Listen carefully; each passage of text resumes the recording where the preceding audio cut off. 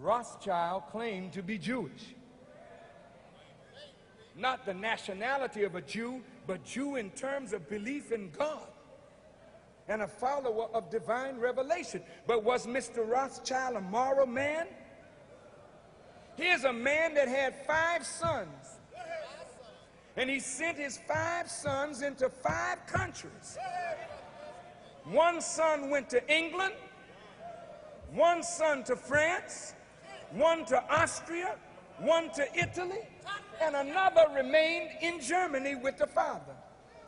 And from these sons and the money that these sons had, they worked and maneuvered and manipulated until they gained control of the central banks of England, France, Austria, Italy, and Germany. The control of these central banks went into the hands of individuals whose interests were not necessarily in harmony with the best interests of that nation. These privately owned central banks became the printer of the money and the extenders of credit of that particular nation. So government and politics, I wish the politicians didn't have to go. I wish the politicians didn't have to go. But I understand you're very busy.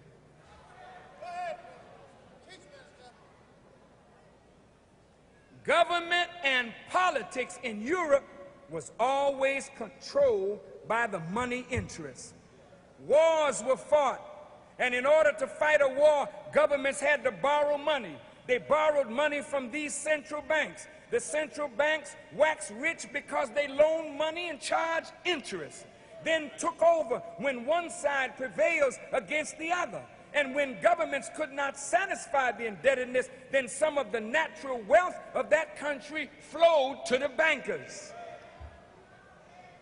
They would loan money to both sides in the conflict because they really didn't care who won or who lost. I mean, it's hurtful, but a Jew, Rothschild, loaned money to Adolf Hitler. A Jew, Rothschild. God damn it, you better not open your mouth to call me no anti-Semite.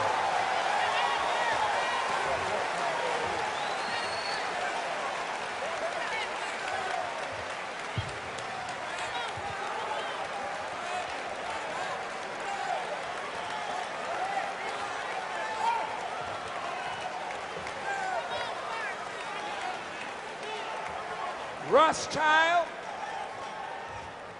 and Paul Warburg loaned money to Hitler. Hitler killed little Jews while Rothschild and Warburg stayed in the finest hotels in Europe.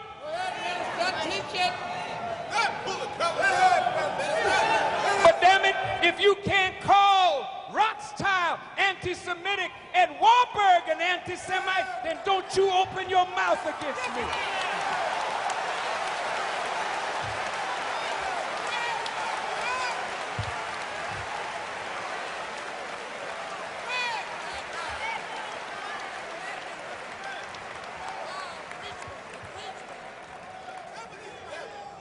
In a book titled None Dare Call It Conspiracy by Gary Allen and Larry Abraham on page 45, the question is asked, where do governments get the enormous amounts of money that they need? Most, of course, comes from taxation. But governments often spend more than they are willing to tax from their citizens, so governments are forced to borrow.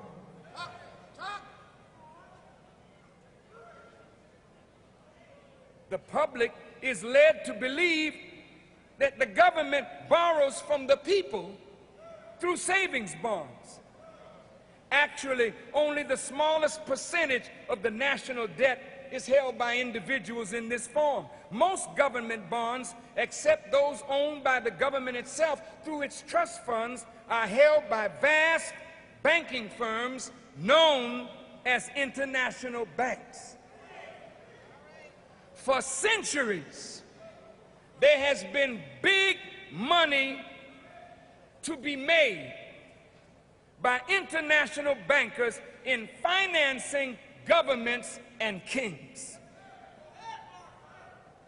Such operators, however, are faced with certain thorny problems. We know that smaller banks operate to protect themselves by taking collateral. But what kind of collateral can you get from a government or a king? The process through which one collects a debt from a government or a monarch is not a subject taught in the business schools of the universities. And most of us, never having been in the business of financing kings or governments, have not given the problem much thought. But there's a king financing business. And to those who can ensure collection, it is a lucrative business. An economics professor named Stuart Crane notes that there are two means used to loan governments, money to governments and kings, and two means of collecting on that money. Whenever a business firm borrows big money, the creditor obtains an influence in management to protect its investment. Like a business, no government can borrow big money unless that government is willing to surrender to the creditor some of its sovereignty.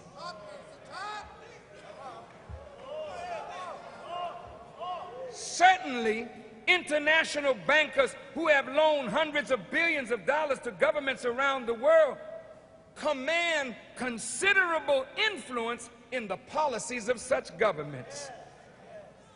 But the ultimate advantage, listen to this, that the creditor has over a king or a president is that if the ruler gets out of line, the banker can finance his enemy or his rival. Therefore, if you want to stay in the lucrative financing business of kings and governments, it is wise to have an enemy or a rival waiting in the wings to unseat every king or every president to whom you lend money. If the king doesn't have an enemy, you got to be able to create one. Now I'm going to show you why America is in so much debt.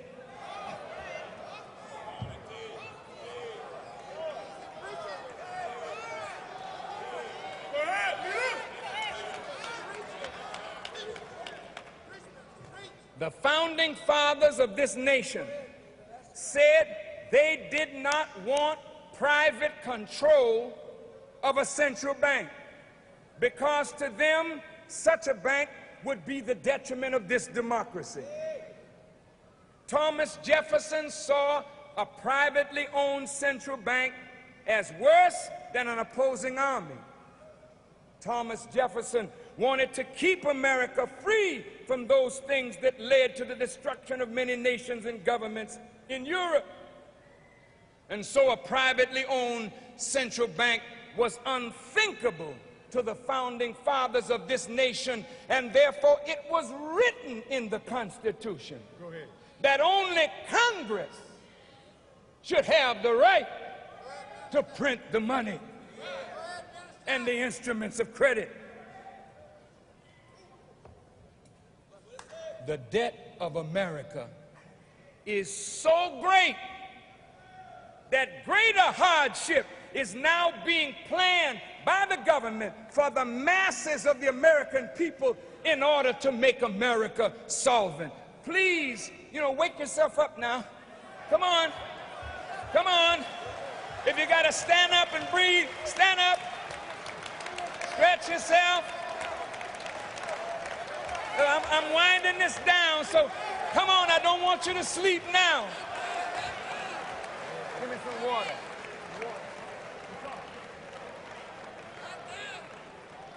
Are you all right? Okay, sit down. You refreshed? Good, I am too. Let's get rolling.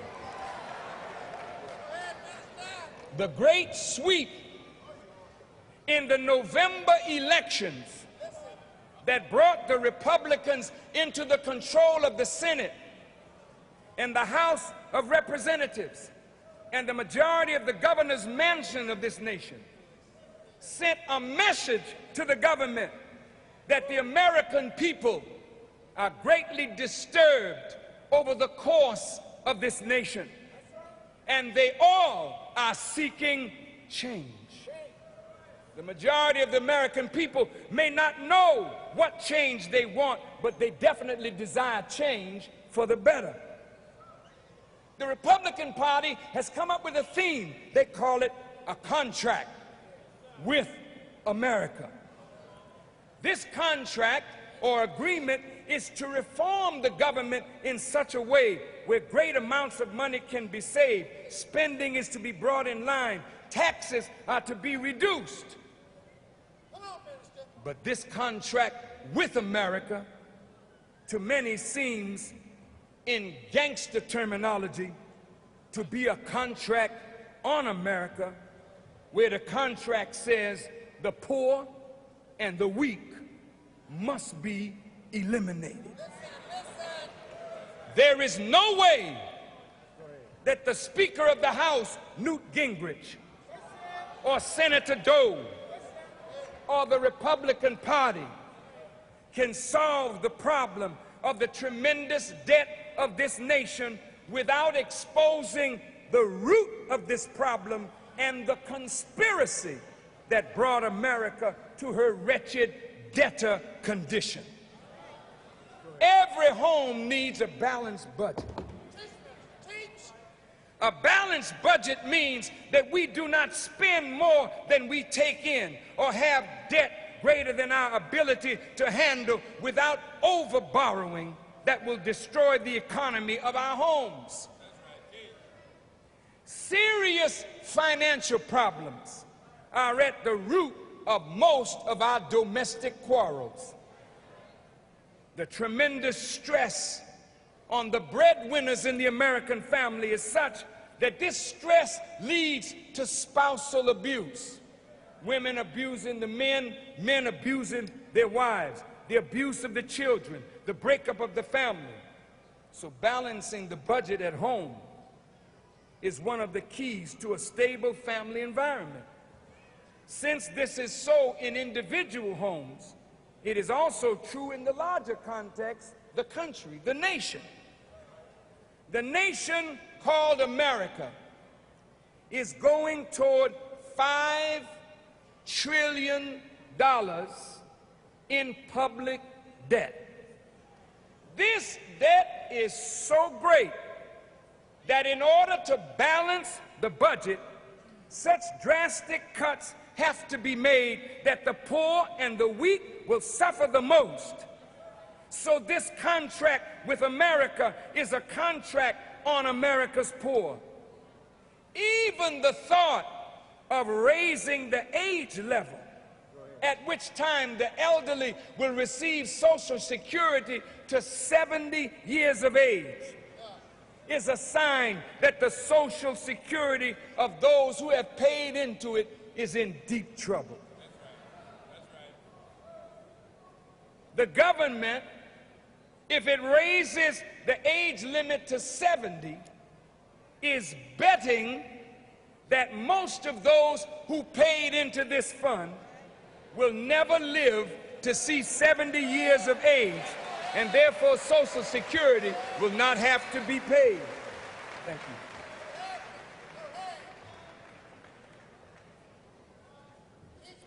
This is a disgrace. But what is the root of the problem? How did America get into? You know, the president just sent a budget up to Congress of $1.6 trillion. Yet, in 1991, the last year that we have knowledge of what America took in taxes, America took in a little over $1 trillion in taxes, which means that if the budget this year or next year is going to be $1.6 trillion, then where will the $600 billion come from to satisfy the budget?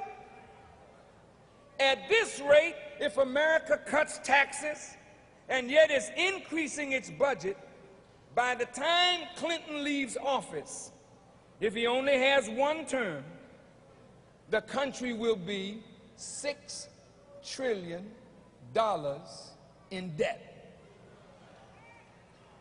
At $4 trillion in debt, to pay the interest on that debt in 1991 was $288 billion, nearly 1/3 of what the government took in taxes. If the debt reaches $6 trillion, practically every penny that comes in tax revenue will have to be paid to service the debt, which technically means that the country will be bankrupt. This condition of great debt has placed America at the mercy of those to whom she is indebted. On page 47 of this same book, They Dare Call It Conspiracy, by Gary Allen and Mr. Abraham, it reads, listen, quote, "Since the keystone of the international banking empire has been government bonds, it has been in the interest of these international bankers to encourage government debt. The higher the debt, the more the interest. And nothing drives governments into debt like a war. And it has not been an uncommon practice among international bankers to finance both sides of the bloodiest military conflicts. For example, during the Civil War, the American North was financed by Rothschild through their American agent, August Belmont. And the American South was financed through the Erlangers, who were Rothschild's relatives.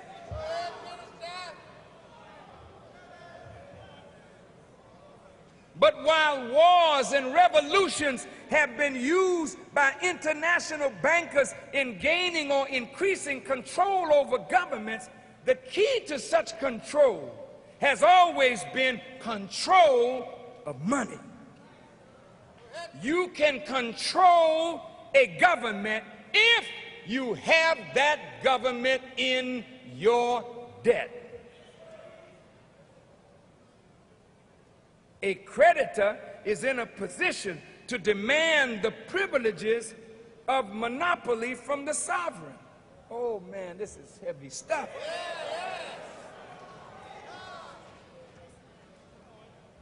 Governments that are seeking money have granted monopolies in state banking, natural resources, oil concessions, and transportation to the bankers. However, the monopoly which the international financiers most covet is to gain control over a nation's money. Eventually, these international bankers actually owned as private corporations the central bank of various European nations. The Bank of England, the Bank of France, the Bank of Germany were not owned by their respective governments, as almost everyone imagined. They were privately owned monopolies granted by the head of state, usually in return for loans. Under this system, observed Reginald McKenna, president of the Midlands Bank of England, he said, quote, "Those that create and issue the money and credit direct the policies of government and hold in their hands the destiny of the people." Go ahead, Minister, go ahead. Now, most of you think, most Americans think, that the Federal Reserve banking system is owned by the federal government as the representatives of the American people. But the Federal Reserve Bank is a privately owned banking institution.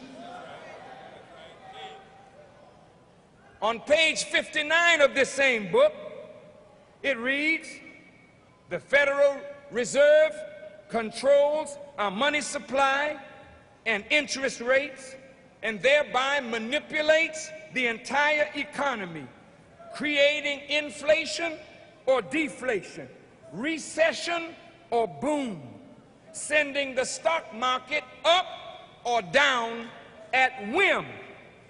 The Federal Reserve is so powerful that the former Congressman Wright Patman, who was the former chairman of the House Banking Committee, said, in the United States, we have in effect two governments.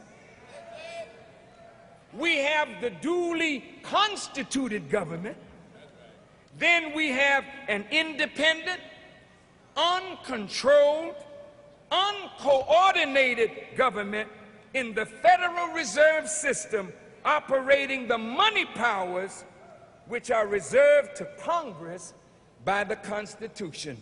Neither presidents, nor congressmen, nor secretaries of the Treasury direct the Federal Reserve.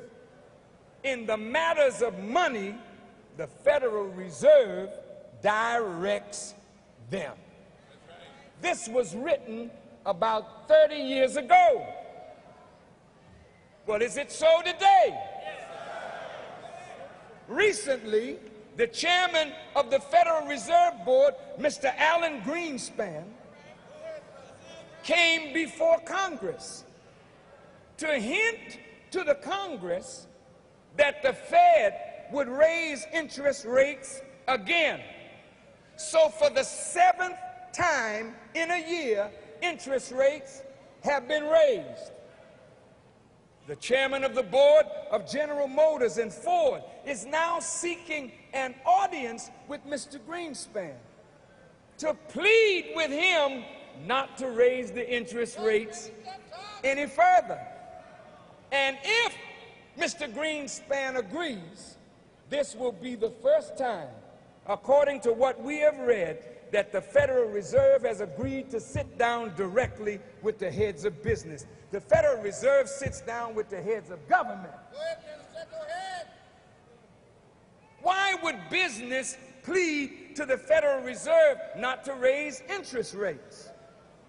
Why couldn't Congress order the Federal Reserve not to raise the interest rates? If you watch Congress, when they deal with Mr. Greenspan, they don't play with him, because Mr. Greenspan is the representative of a shadow government that literally dictates the monetary policies of this nation. Now, do you remember a few weeks ago when the Mexican peso was in trouble? Against the wishes of the American people and the Congress, President Clinton ordered $20 billion of the American taxpayers' money to be used to bail out the peso. Think about it. But who was President Clinton helping? Was he acting on his own? Or was he being directed by powerful forces that the American people don't know anything about? According to what we have read, the bailout don't save the common Mexican peasant. The bailout doesn't save the poor businessman of Mexico. It saves the international bankers who have invested heavily in Mexico. Who ordered the bailout? Since the president is supposed to act on the will of the American people, and the American people said no, and the Congress said no, who told Clinton you better do it? Go ahead, Minister. Go ahead. Go ahead. Come on. You know, the Honorable Elijah Muhammad told us that the Prime Minister of England may appear to be the leader, but he goes back behind the door to unseen forces that direct his motion. And believe it or not, so it is with the American president. The American people feel that voting for the president is voting for the man who has supreme power to direct the course of this nation for the next 4 years. But there's another power in America called the Federal Reserve that is a power unto themselves. How did the control of the federal banking system come into private control against the wishes of the founding fathers of the nation? And what was written in the Constitution, and what was the purpose of that? Have you noticed how politicians bow to people with money? Well, what makes you think that your vote counts?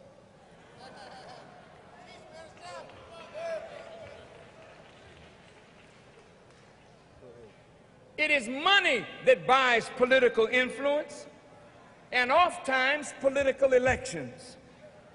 It is money, special interests that dictate in a large measure the vote of politicians in city council, in state legislature, and in the federal government of the United States. It is the big international bankers who are in control of many of the world's governments. But how did this happen to America?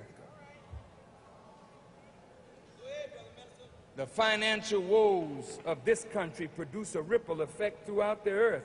The financial woes of America are causing the undoing of the social fabric of this nation. The people are grossly dissatisfied with the politics and the politicians of America. The people are wondering how the president and the Congress could loan money to other governments and give money away with the infrastructure of this nation crumbling and the debt is spiraling. How could America give away money when the country is in need? There are millions of homeless people living under bridges.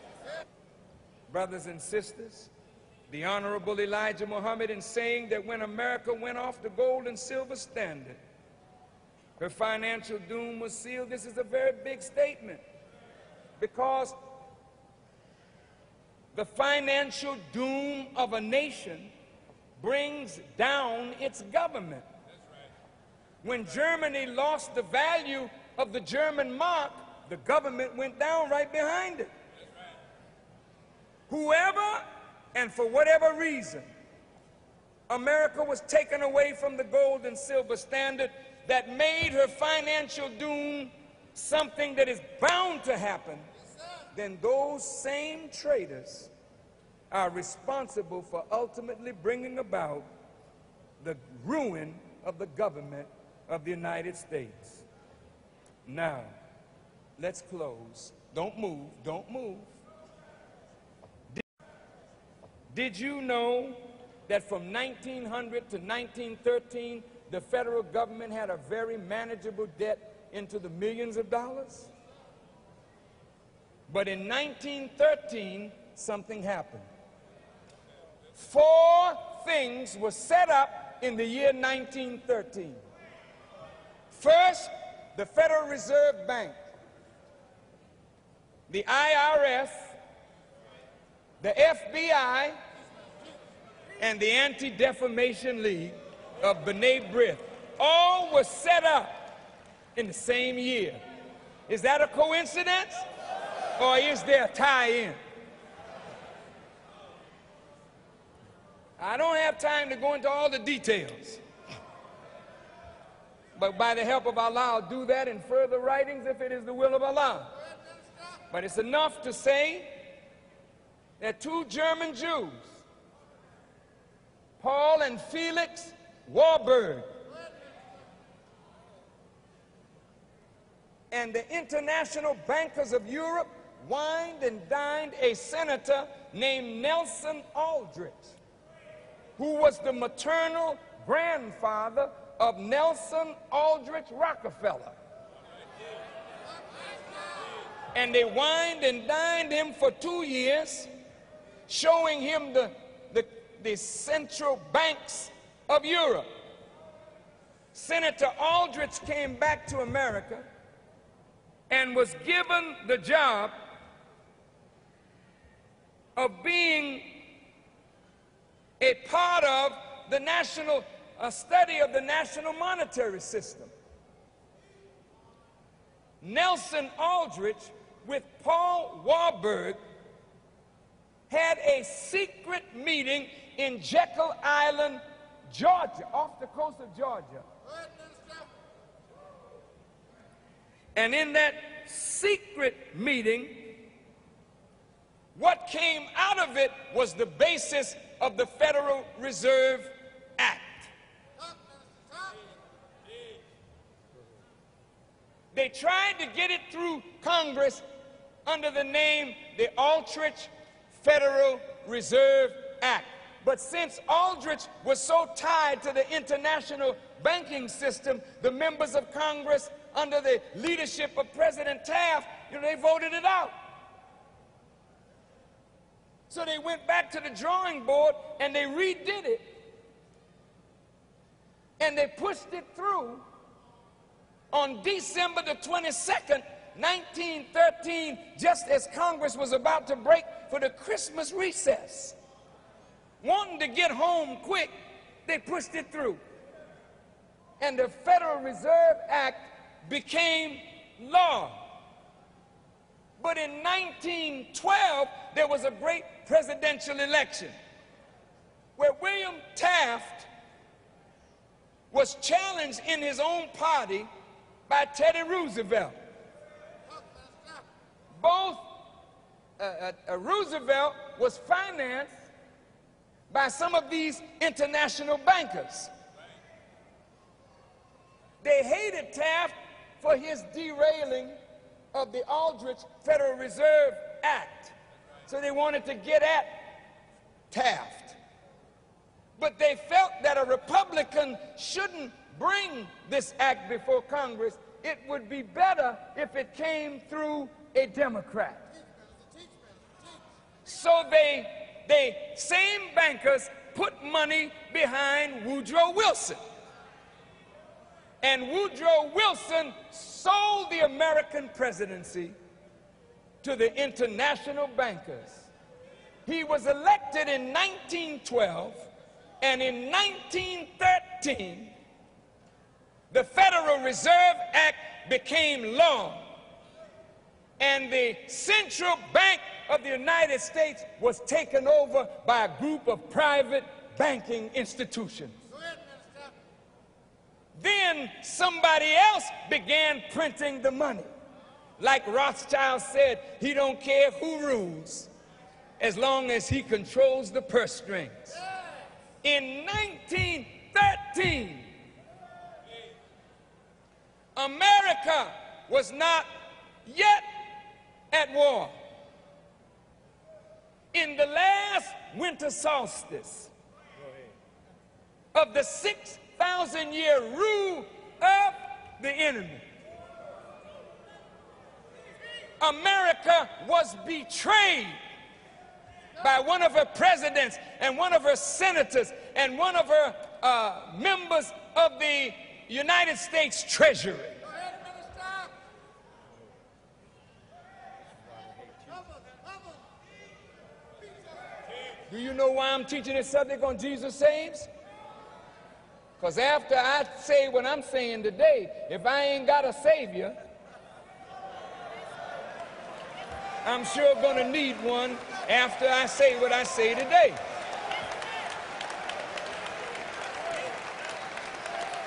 Let me just finish. Don't be frightened for me. You better be frightened for yourself.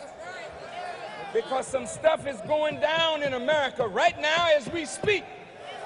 That all our lives are in danger right now. And I've got to sound the alarm, brothers and sisters. I don't care nothing about my life. It's your life that I want to save.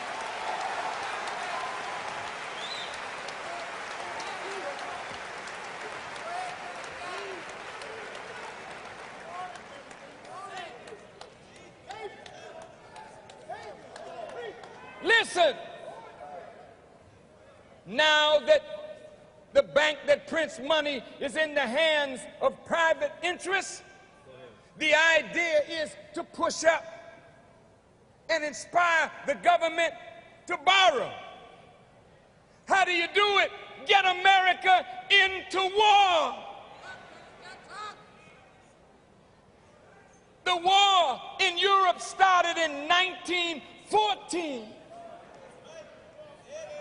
And by 1917, under a lie about the Lusitania being sunk by German subs, the American people were called into a war to end all wars.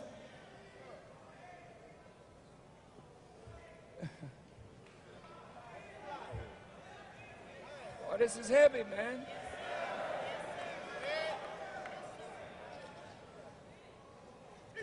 I mean, you can't believe how wicked, how low down and rotten. Wait a minute.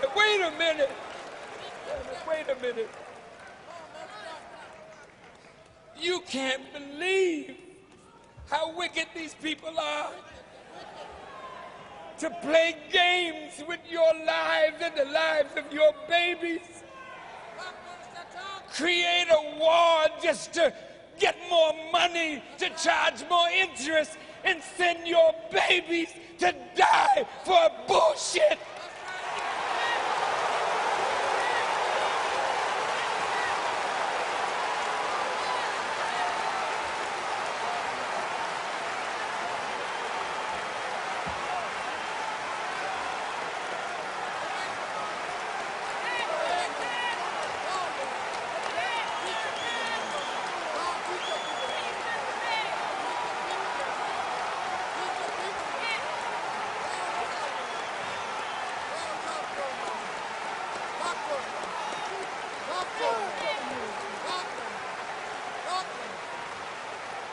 Excuse me, but bullshit is the dropping of a cow or a bull.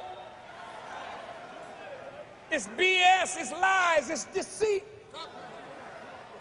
And the American people went to war in 1917, and black people sued to become a part of the war. Because we didn't want to be left out of America, so America signed us up to fight the war. And black men died, but they don't know what the hell they were dying for, and neither did the white ones know what they were dying for.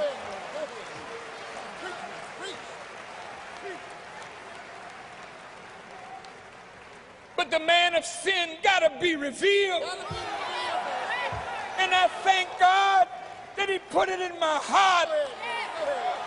I don't have no fear of those bastards. I want to expose them all.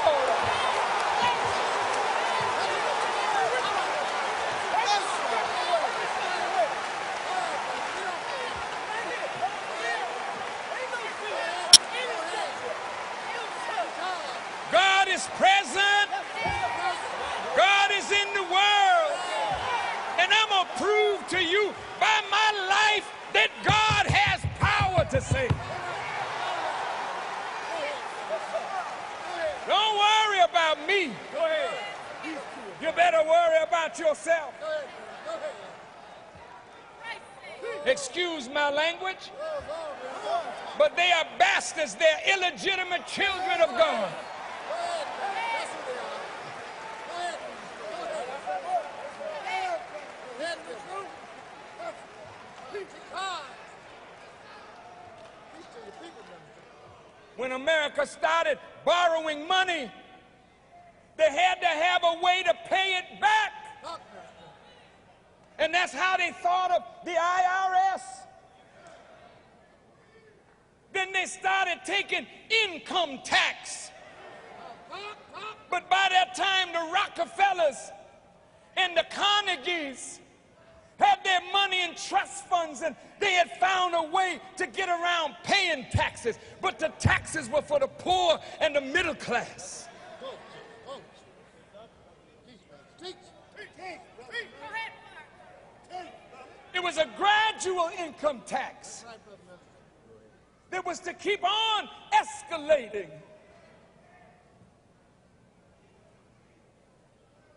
And in the same year, the FBI was established.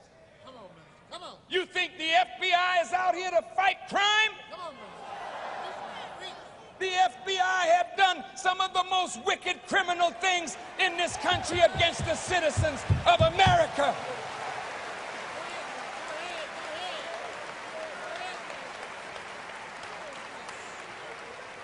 Who are you, Farrakhan? Go ahead. That you take on the unseen powers of the world to expose them to the light of day. Who are you? I say I'm your brother. I'm a servant of these two mighty men.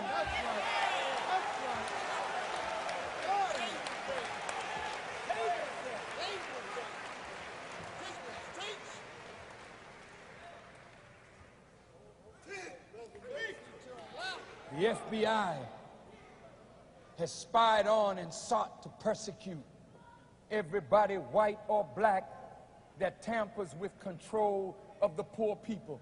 That's right. Whether you're communist, socialist, Come on, man. whether you have an idea that could stimulate the masses with truth, the FBI pounces on you. Right on top.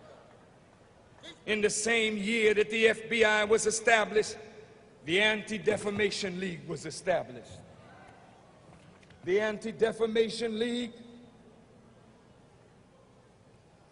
has been used